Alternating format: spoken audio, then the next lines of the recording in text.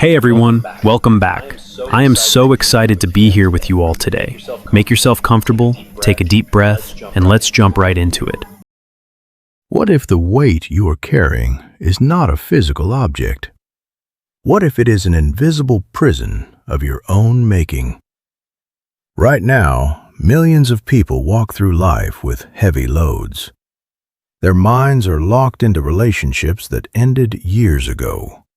They are haunted by failures from a different decade. They are frozen by fears that might never come true. These people have become collectors of pain. They hoard resentment like it is something precious. But they do not realize they are becoming prisoners of their own thoughts. Real freedom is not about getting more control. It is about learning when to release your grip. Most people miss the true meaning of letting go. It is not about pretending everything is fine. It is not about forced smiles or toxic positivity. Letting go is a real skill. It is like learning a new language or riding a bike. You can practice it. You can get better at it. You can eventually master it. Successful and mentally tough people understand this secret. They do not drag the drama of yesterday into the opportunities of today. They know that old failures should not poison new possibilities. Holding on to what hurts you does not protect you from more pain. It only guarantees that you will keep feeling that pain forever. You might be living in an invisible prison right now. Every morning you wake up and pick up an emotional backpack. You have been carrying it for months or even decades. Old arguments play on a loop in your head. Past betrayals feel as fresh as the day they happened. This is emotional hoarding. You are storing pain in the deepest corners of your mind. But here is a brutal truth you need to hear. The thing you are holding on to is the thing holding you back. That grudge is not protecting you. It is blocking your happiness. That failure you keep replaying is not teaching you a lesson. It is teaching you to be afraid. The person who hurt you years ago is not suffering because you can't forgive. Only you are suffering. Science backs this up completely. When you hold on to negative emotions, your brain rewires itself. It builds structures around that pain. Neuroscientists call this a negativity anchor. Our brains are wired to grip negative experiences harder than positive ones. This was useful for our ancestors. Remembering where a dangerous animal lived could save their lives. But today, this keeps us trapped in loops that serve no purpose. Welcome to NGB Stories. We are so glad you are here on this journey toward healing.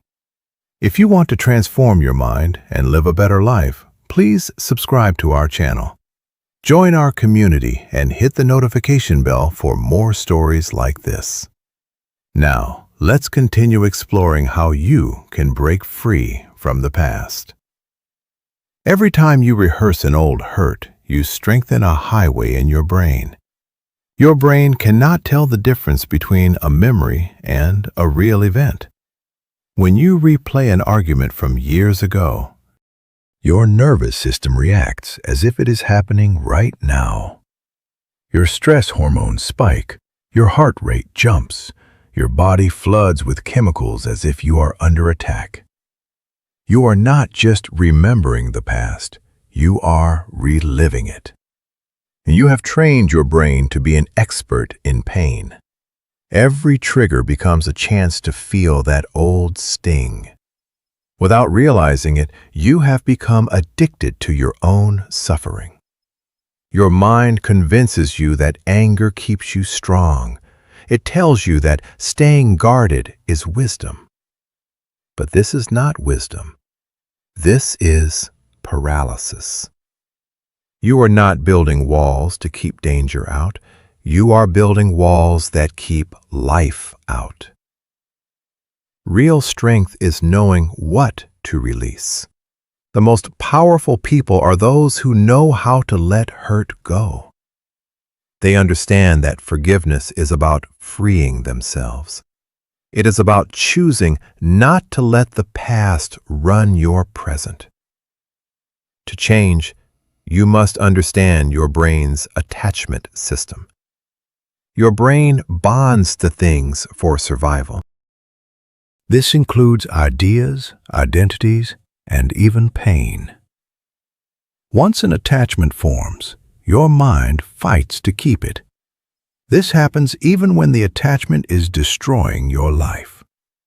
Humans are biologically wired to form bonds. This is a survival mechanism from infancy. But as adults, we bond to what is familiar. We bond to our problems. We bond to our anxiety. The brain craves predictability. Even a familiar pain feels safer than an unknown joy. This is why people sabotage good things. They stay in miserable situations because the known pain feels safe. Your brain would rather keep you in familiar misery than risk unfamiliar happiness. Every experience changes the structure of your brain. When you tell the same stories, you strengthen neural networks. These become 8-lane highways in your mind. Asking your brain to change is like asking it to abandon a highway for a dirt road. Your nervous system sees this change as a threat.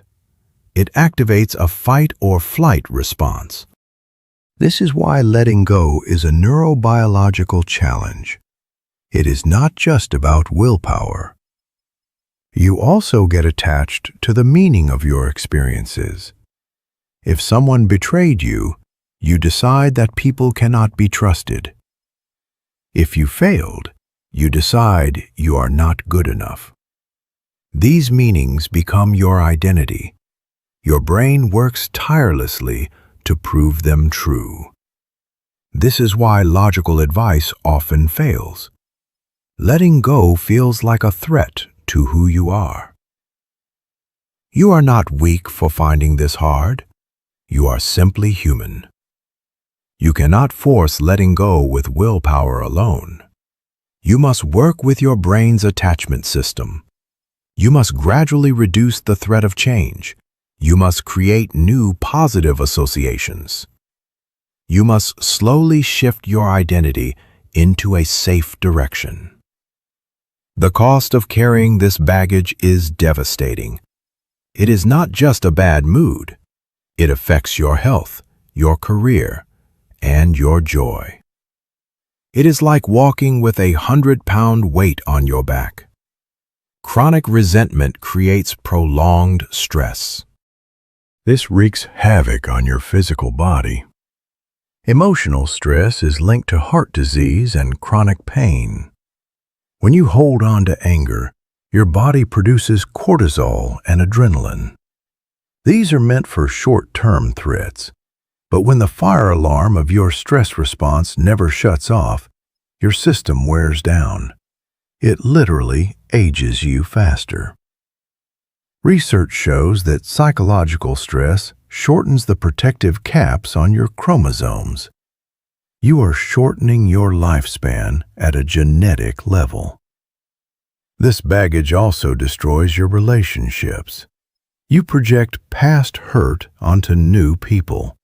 You become suspicious of kindness. You scan for signs of betrayal. This hypervigilance is a form of mental torture. You cannot relax because you are waiting for things to go wrong. You become risk-averse in every area of life. You avoid promotions or new businesses because of old failures.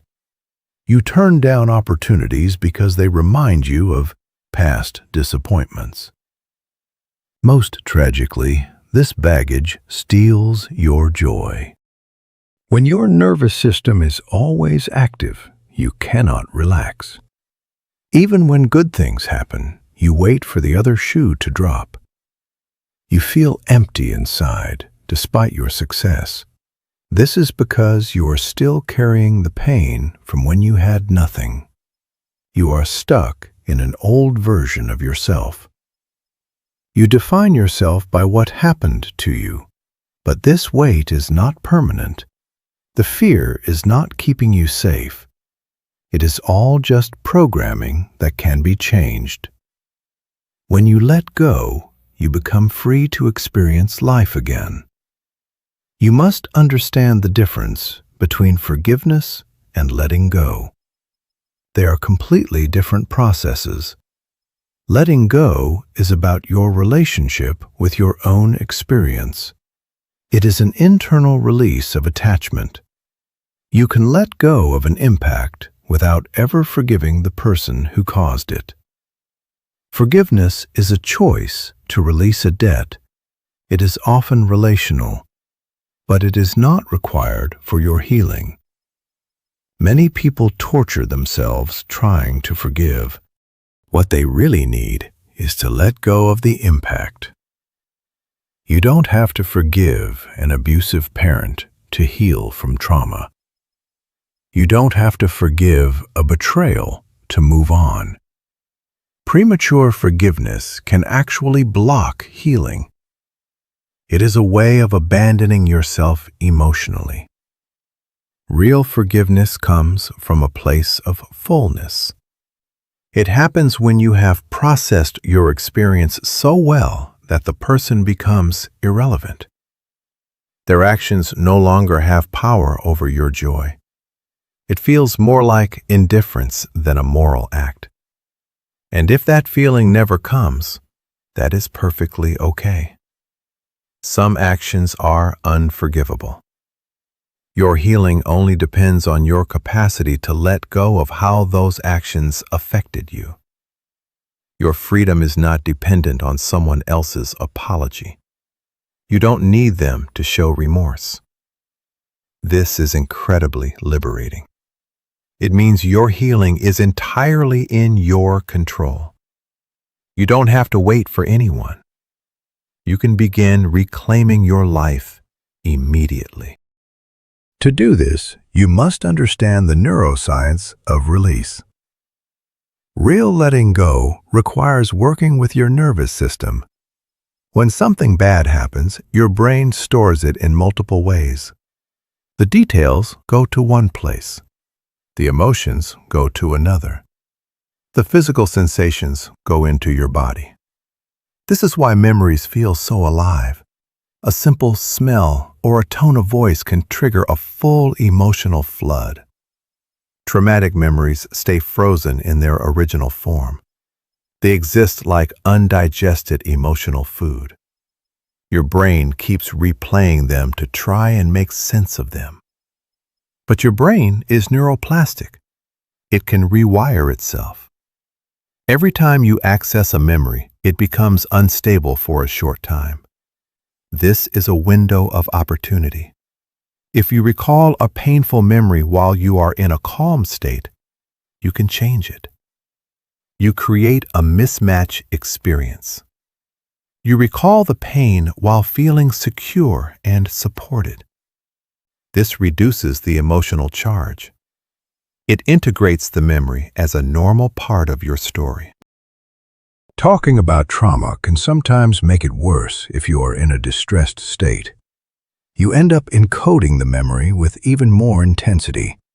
Effective healing requires nervous system regulation. Your vagus nerve is the key here. It is responsible for your rest and repair response. When it works well, you can tell the difference between a real danger and a simple trigger. You can stay grounded even when talking about hard topics. Many people have a nervous system stuck in defensive mode. They overreact to minor stress. They feel anxious in safe situations. You cannot release what you cannot safely feel. You need to develop your vagal tone. You can do this with breathing, meditation, or cold exposure. This allows you to approach old pain with curiosity instead of fear. Being around calm people also helps. Your brain has mirror neurons. They fire when you observe someone else. When you are with a grounded person, your nervous system learns from theirs. Their calm becomes contagious. This is how healing happens in layers. You learn to regulate first, then you approach the pain. You must have patience with the process. There is a practical toolkit you can use. The first technique is body-based release. Trauma is stored in the body. The energy from a past threat is often stuck in your system.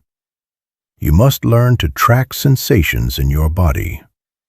Notice the tightness in your chest or the tension in your shoulders. Observe these with curiosity. Often, simply witnessing them allows them to move. Your body might shake or tremble.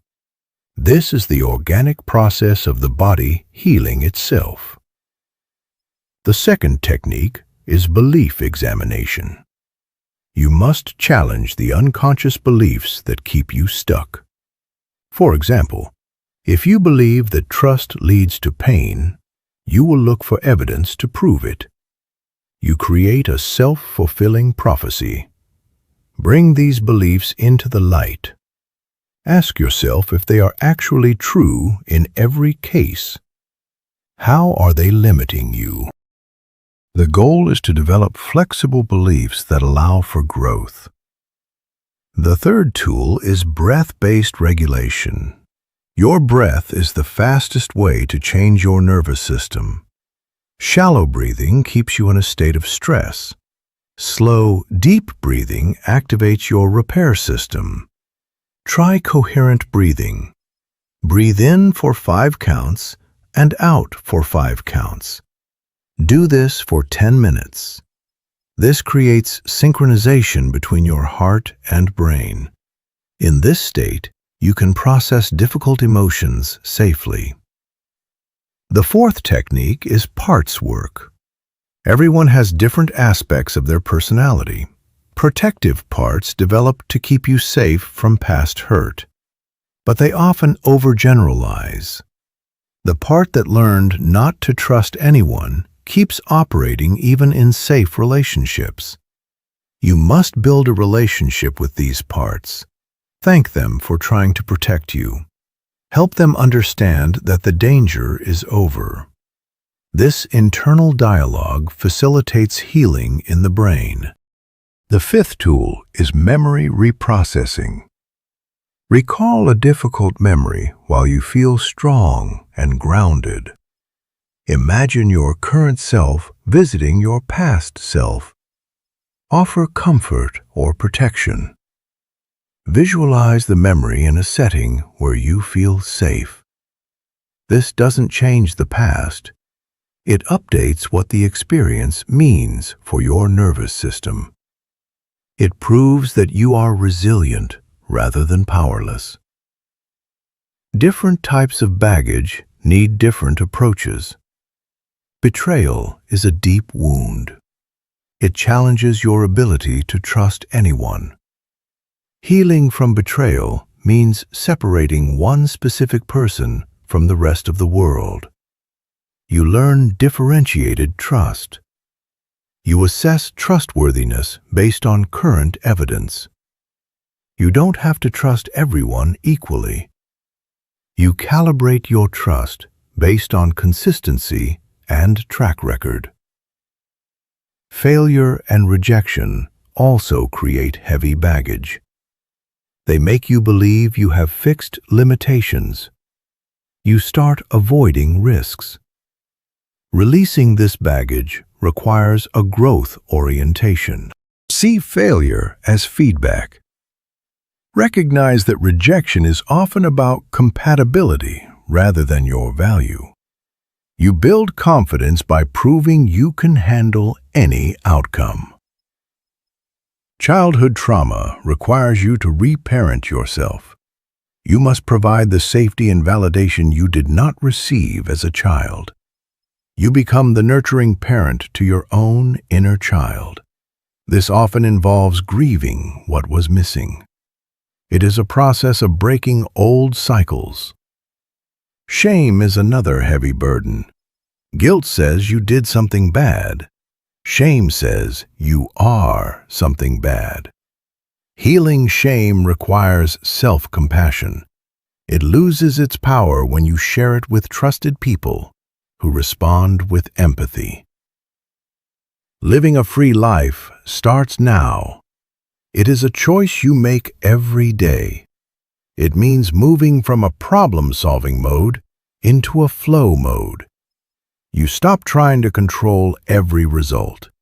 You become sensitive to timing and energy. You release the habit of carrying other people's expectations. You create healthy boundaries. You stop managing everyone else's feelings. This emotional independence allows you to be genuinely compassionate. A free person has outcome independence. You put full energy into your work, but you are not devastated if it isn't recognized.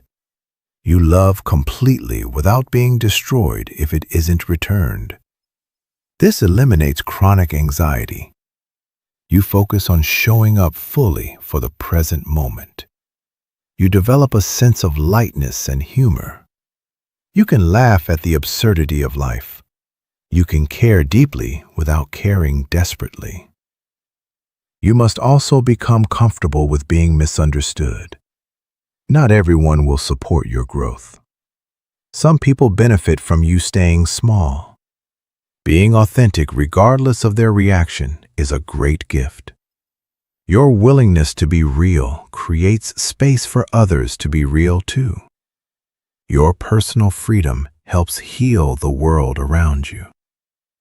Freedom is your natural state. It becomes accessible when you stop fighting reality. True letting go has a hidden architecture. It begins with radical self-honesty. You must acknowledge exactly what you are holding on to. You must look at the secondary benefits of staying stuck. Maybe holding on to anger makes you feel powerful. Maybe staying hurt gets you sympathy. These are survival strategies. Once you acknowledge them, you can choose healthier ways to meet those needs. The second layer is witness consciousness. This is the ability to observe your thoughts without becoming them. You watch your emotions like weather patterns. You notice anger arising without being an angry person. This doesn't make you numb. It makes you a safe observer of your own life. Daily practice trains your brain to realize you are not your past experiences. You must also distinguish between processing and rumination. Processing is healthy. Rumination is toxic spinning. To process an emotion, you must feel it fully and extract its wisdom. Rumination is just thinking about the emotion to avoid feeling it. True processing might make you feel worse for a short time, but it leads to real movement. You must handle difficult feelings in small, manageable doses. Rewriting your identity story is essential. You are not the person who was betrayed. You are the person who learned resilience. You don't deny what happened. You choose which parts define your future. This leads to post-traumatic growth. Every challenge has given you capabilities that others do not have. Finally, you must engage in conscious creation. Actively create new experiences that reinforce your new self. Step out of your comfort zone. Strengthen new neural pathways every day. In relationships, you must learn to love without attachment. Love is an open energy. Attachment is a possessive clinging. Attachment feels intense because it is driven by a need for security. Real love is peaceful and supportive.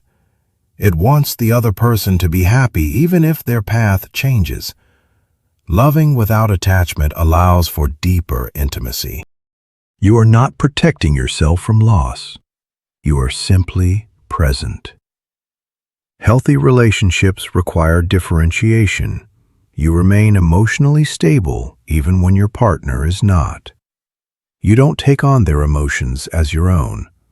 You can witness their pain without being consumed by it. You must also release the need for a partner to meet every single need. Take responsibility for your own happiness. This transforms the relationship from a dependency into a choice. You stay because you choose to, not because you need to. Release the rigid ideas of how a relationship should look.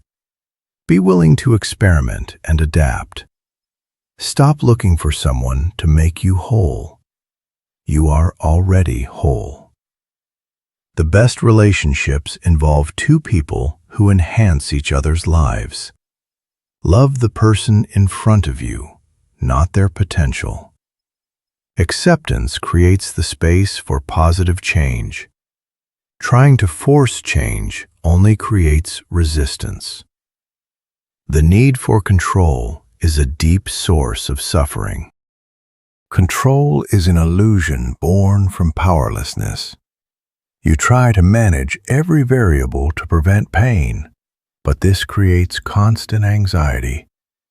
You have very little control over external events. You cannot control the economy or other people's choices. What you can control is your response. You can control your attention and your internal state. This is where your real power lies. Develop a tolerance for uncertainty. Uncertainty is the natural state of life. It is uncomfortable, but it is not dangerous. Your brain is programmed to seek guarantees, but guarantees prevent growth. Build resilience so you can handle whatever happens. Release your attachment to specific timelines. Everything in nature has its own speed. Trying to force things only backfires. Balance your effort with patience. Trust the process even when you cannot see the end. Growth happens in the space between action and results. Setbacks are often essential preparation.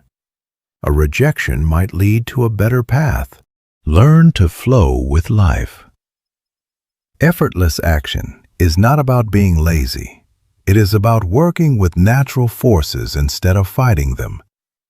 When you are in flow, your actions feel natural even when they are hard. There is a spiritual dimension to letting go. It is about sensing a deeper awareness beyond your ego. You begin to see yourself as part of something larger. Your personal story is just one part of an infinite context. This perspective doesn't minimize your pain, but it makes it manageable. You align with the intelligence that orchestrates all of life. You learn to trust the force that beats your heart. Spiritual surrender is an active choice. It is not passive.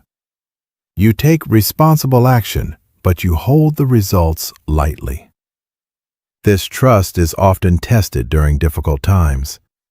These are opportunities for deeper surrender. You realize that everything is constantly changing. Trying to grasp at life is like trying to hold water in your hand. This recognition brings profound peace. You can love fully while knowing that everything passes. Creating a personal practice is the final step. Emotional freedom requires maintenance. Daily nervous system regulation is the foundation. Use breathing or movement to keep your balance. Have strategies for when you feel triggered. Perform a regular emotional inventory. Ask yourself what you are still trying to control. Catch attachments before they get too heavy. Use rituals for major life changes. Consciously acknowledge what you are releasing. This helps your brain update its model of reality. Surround yourself with people who support your growth. Mastery comes from going deep with a few techniques. It is better to be skilled in one method than superficial in many. Acknowledge your progress. Celebrate how far you have come. This reinforces your new identity. Knowledge alone will not set you free. Understanding the prison does not make the bars disappear. You must walk out. You don't need to be perfect to start. You don't need to resolve every issue. Freedom is accessible the moment you stop resisting. What are you carrying right now that you could put down? Does holding that anger serve you? The art of letting go is not about losing. It is about becoming who you were always meant to be. The free version of you has been waiting your whole life. It is time to let them out. It is time to be free. Right now, with your next breath, you can choose to set the weight down. Your new life begins with the simple choice to let go.